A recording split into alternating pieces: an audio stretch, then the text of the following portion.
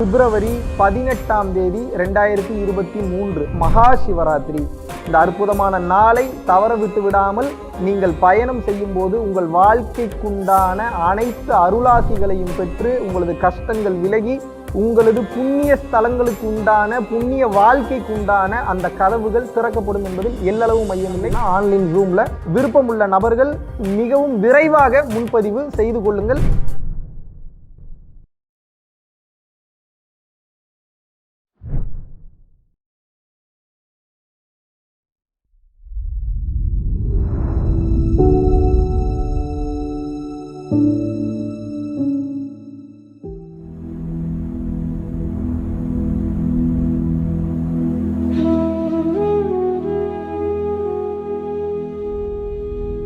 குருவே சரணம், குருவே சரணம், குருவே சரணம்.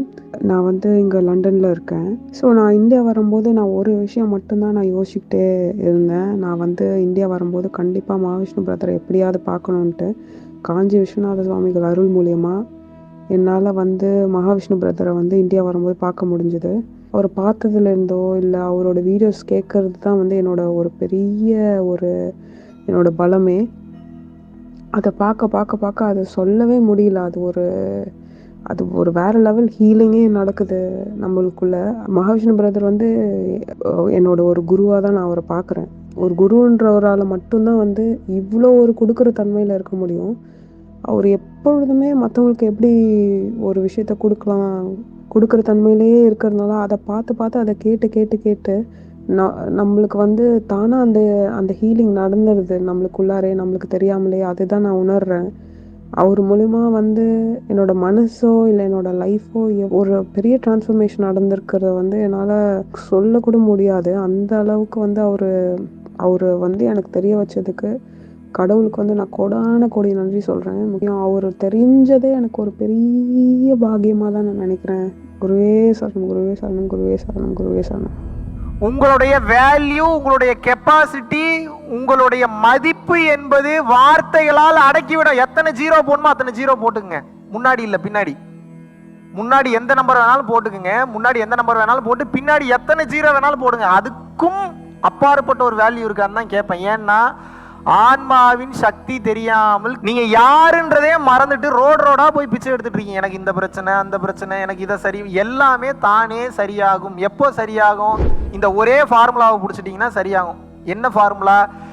எல்லா கஷ்டத்துலையும் இறைவன் ஏதோ ஒரு காரணத்துக்காக தான் பண்றாருன்னு அவரை நம்பணும், திட்டக்கூடாது. அப்படி நம்பிட்டீங்கன்னு வைங்க, முடிஞ்சு, நீங்க ஜெயிச்சிட்டீங்க, அவரோட ஒளிவட்டத்துக்குள்ள போயிட்டீங்கன்னு அர்த்தம்.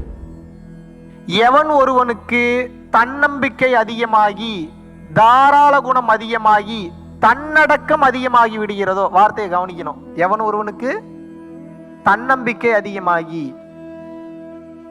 தாராள குணம் அதிகமாகி, தன்னடக்கம் அதிகமாகி விடுகிறதோ, எப்போது எது நடந்தாலும் எல்லாம் அவன் செயல், எல்லாம் அவன் பார்த்து கொள்வான், நான் ஏன் வருத்தப்பட வேண்டும், இதுவும் அவன் செயல்தான் என்று எது நடந்தாலும், என்ன நடந்தா எது நடந்தாலும், எதற்கு எடுத்தாலும் அவனையே காரணம் காட்டி கொண்டிருக்கிறானோ. யார?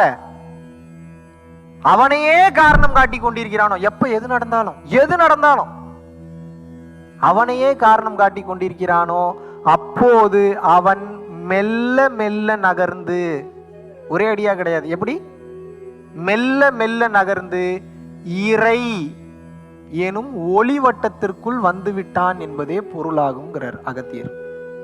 எப்போ எது நடந்தாலும் இறைவன் தான் காரணம், இறைவன் தான் காரணம், இறைவன் தான் காரணம், இறைவன் தான் காரணம், இறைவன் தான் காரணம், இறைவன் தான் காரணம் வாயில் இருக்கக்கூடாது, உணர்வுல இருக்கணும். மனசார அதை ஏத்துக்கிட்டு நம்பணும். எப்போது எது நடந்தாலும் இறைவன் தான் காரணம் என்று நீங்கள் நம்பும் போது, வார்த்தையை கவனிக்கணும், இறைவனோட ஸ்பெஷல் செக்யூரிட்டி ஃபோர்ஸ்ல உள்ள போய் ஜாயின் ஆயிட்டீங்கன்னு அர்த்தம். நீங்க செக்யூரிட்டியா போக மாட்டீங்க, உங்களுக்கு செக்யூரிட்டி இருப்பாங்க பூரா பேரும். உங்க மேல ஒருத்தன் கையை வச்சா செத்தான், அவன் முடிஞ்சு, அவன் வாழ்க்கையே முடிஞ்சிடும். தெரியவே தெரியாது, ஆனா வெளியில உங்களுக்கு கண்ணுக்கே தெரியாது. உங்களை அழிக்க வேண்டும் என்று நினைப்பவர்கள் தானாக அழிந்து விடுவார்கள். பியூட்டிஃபுல்லான விஷயம்லாம் அப்புறம் தான் நடக்கும். உங்களை ஒருத்தன் தொடணும் நினைச்சானா முடிஞ்சான், அவனுக்கு எங்கிருந்து மிதி விழுகும் எங்கிருந்து அடி விழுகும்னே தெரியாது. ஏன் அப்படின்னா கர்ம வினைகள் அப்படித்தான் முடியும். ஆனால் ஃபுல் ப்ரொடெக்ஷனுக்கு முதல்ல நீங்கள் தனியாக போராடிட்டு இருந்தீங்க. இப்போ யார் இருக்கா உங்களுக்கு சப்போர்ட் பண்ணுறதுக்கு? உங்களோட கர்ம வினை இல்லாமல் பண்ண மாட்டார். உங்கள் கர்ம வினை முடிகிறதுக்கு வழி இல்லாமல் உங்கள் கூடவே இருந்து சப்போர்ட் பண்ணுவார். ஏன்னா வராது, அவர் போட்ட சட்டத்திட்டம் தான் அது. நீ பண்ணதுக்கு அனுபவிக்கணும்னு இருக்கும்போது எல்லாத்தையும் எப்படி எடுத்து விடுவார்? கஷ்டமான சூழ்நிலையிலும் இறைவன் என்னை பத்திரமாக பார்த்து கொண்டிருக்கிறார், இனிமேலும் பார்த்து கொள்வார் என்று நினைக்க வேண்டும். கஷ்டமான சூழ்நிலைனா என்ன? பிஸ்னஸ் லாஸ் ஆகும், சொல்ல முடியுமா? இறைவன் கரெக்டாக தான் பண்ணுறாரு சொல்ல முடியுமா? லாஸ் ஆகும்போது அப்படி சொல்லிட்டு அடுத்து அதை பாசிட்டிவாக கொண்டு போகிறதுக்கு என்ன வேலைன்றதை நம்ம பார்க்கணும். பட் அந்த சூழ்நிலையில் அதை ஏற்றுக்கிற மனப்போக்கம் வந்துருமா? வரணும். சரி, ஓகே. உங்கள் வீட்டில் ஒரு டெத் ஒன்று நடக்குது, இப்போ என்ன பண்ணுவீங்க? நெகட்டிவாக பேசுகிறேன்னு நினைக்காதீங்க. இந்த தன்மையிலெல்லாம் நீங்கள் யோசிக்கணும். யோசிச்சா தான் பாசிட்டிவாக நடக்கும். நம்ம வீட்டில் ஒரு டெத்து நடக்குது, இறைவன் நல்ல காரணத்துக்காக தான் பண்ணியிருக்கிறாரு, இதை எப்படி நல்ல காரணத்துக்கு ஏற்றுக்கிறது? இந்த உயிர் இங்கே இருந்திருந்தா இன்னும் அதிகமாக கஷ்டப்படும். அதனால் நல்ல வேலை மேலே போயிடுச்சு, அடுத்த பரிணாமத்தில் இன்னும் நல்ல ஹெல்த்தியான பாடியில் நல்ல இன்னும் வசதியான வீட்டில் பிறந்து எல்லா சுகங்களையும் அனுபவித்து இறைவன்கிட்ட போகணுன்றது தான் இறைவன் இந்த காரணத்தை பண்ணியிருக்கிறான்னு ஏற்றுக்க முடியுமா? இது நான் போட்ட ரூல் இல்லை, நீங்கள் என் பக்கமே திரும்பாதீங்க. நான் என்னமோ உட்காந்து நான் உங்களுக்கு சட்டத்திட்டங்களை வகுத்து கொடுக்குற மாதிரி இல்லை. இறை சட்டத்தில் இருக்கக்கூடிய விஷயங்கள் நீங்கள் இப்படி ஃபாலோ பண்ணிங்கன்னா தான் நீங்கள் தப்பிக்க முடியும், இல்லைனா மாட்டிப்பீங்க. கிளியர்? ஓகே. மறுபடியும் ஒரு பிரச்சனை வரும். நீங்கள் ஆசையாக வளர்த்த நாய் ஒன்று செத்து போயிடும், என்ன பண்ணுவீங்க? நாய் பிறப்பிலிருந்து மனித பிறப்பிற்கு எனது நாய் தயாராகி விட்டது, 2 சொட்டு கண்ணீர் கூட விட்டுக்குங்க, அதுக்கப்புறம் கண்ணீரை தொடச்சிட்டு சந்தோஷமாக வழி அமுத்தி வச்சிடணும். வச்சிடலாமா? முடியுமா? ஏன் முடியலன்னு யோசிச்சிருக்கீங்களா? Very good. யார் சொன்னது அட்டாச்மெண்ட்? கிளாப் பண்ணுங்க அவருக்கு. கிரேட். அந்த நாயின் மீது நாம் கொண்டுள்ள அட்டாச்மெண்ட். நான் என்ன சொல்றேன், மாயையான பொருட்களில் இருக்கக்கூடிய அட்டாச்மெண்ட்டை தூக்கிட்டு இறைவன் மேல அட்டாச்மெண்ட்டை மாத்திக்கங்க. இறைவன் ஒரு நல்ல காரணத்திற்காகத்தான் இதையும் செய்துள்ளார் என்று ஏற்றுக்கொள்ள வேண்டும். இது ரொம்ப கஷ்டம்தான், ஆனால் இதை நீங்கள் ப்ராக்டிஸ் பண்ணிட்டீங்கன்னு வைங்க, வாழ்க்கையோட தரமே மாறிடும். எங்கேயோ போயிடுவீங்க நீங்கள். உங்களுடைய ஆன்ம வளர்ச்சி அதிகமாகும், மனம் ஒடுங்கி கொண்டே வரும். ஏன்னா மனம் எப்போ வேலை செய்யணும்? நான் தான் பெரியவன்றப்போ தான் மனசு வேலை செய்யும்.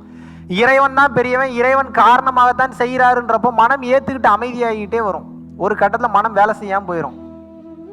இறைவன் இறைவன் சொல்லும்போது ஆன்மா சக்தி பெற்று பிரகாசமாக நல்ல சுடர் விட்டு எரிய ஆரம்பிச்சிடும். அருட்பெருஞ்சோதி படார் படார் வந்துட்டு போவார். அப்போ என்னடா கரெக்டாக பிடிச்சிட்ட போல ரூட்டுன்னு இப்போ தான் பஸ்ஸில் சால்வ் பண்ணிட்டு இருக்கீங்கன்னு அர்த்தம். நீங்கள் அருட்பெருஞ்சோதி வேலை பார்த்துச்சுன்னா எப்படி தெரியுமா இருக்கும்? ஃபஸ்ட்டு சிம்டம் என்ன தெரியுமா? எல்லாத்தையும் மறந்துடுவீங்க. என்னது மறந்துடுவான்? பயப்படாதீங்க, ஞாபகம் வச்சு ஒன்றும் நம்ம இங்கே ஒன்றும் பண்ணல. என்ன பண்ணோம்? ஞாபகம் வச்சு வலி வேதனை தான் மிச்சம். ஃப்ராக்ஷன் ஆஃப் செகண்ட், இது கூட செகண்ட், ஃப்ராக்ஷன் ஆஃப் செகண்ட், நானோ செகண்ட்ல செயல்பட ஆரம்பிப்பீங்க. செம ஸ்பீட்ல உங்களுடைய ஆன்மா செயல்பட ஆரம்பிக்கும். ஆன்மா கிட்ட இருந்து பவரை வாங்கி திருடி வேலை செய்யறது தான் மனசு. நல்லா புரிஞ்சுக்கணும். இப்போ மனசுல வேலை செய்யாம எதுல இருந்து வேலை செய்வீங்க?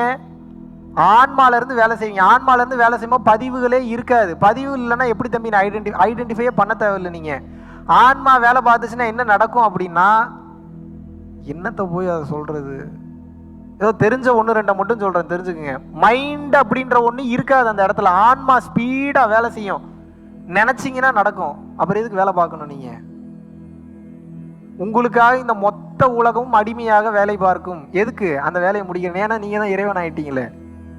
ஃப்ராக்ஷன் ஆஃப் செகண்ட்ஸ்ல வேலை பார்க்கும், நினைச்சிங்கன்னா நடக்கும்.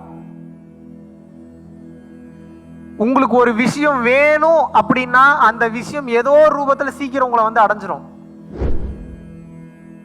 உன்னை தெரிஞ்சுக்கணும்னு நினைச்சீங்கன்னா படாருன்னு அதை தெரிஞ்சுக்க முடியும். தானே நடக்கும், தானே சொல்லி கொடுக்கும். எந்த சுகம் வேண்டுமோ அந்த சுகத்திற்கு உண்டான ஆளையும் சரி, அந்த பொருளையும் சரி, அந்த உருவத்தையும் சரி உடனே கண் முன்னாடி காட்சிப்படுத்தி கொண்டு வந்து நிறுத்தும். உடனே நிறுத்தும். அப்போ மனம் அழிய அழிய ஆன்மா செயல்பட்டு மிகப்பெரிய சக்தி வாய்ந்த ஒரு மிகப்பெரிய பொருளாக மாறிடுவீங்க. நீங்கள் ஆற்றல் வந்து அளவிட முடியாத ஆற்றல் உங்களுக்குள்ள வர ஆரம்பிக்கும். நம்ம கணிக்கலாம் முடியாது. நடக்கும்போது தான் நமக்கே தெரியும், இதெல்லாம் நமக்கு சித்தியாயிருக்கு போல.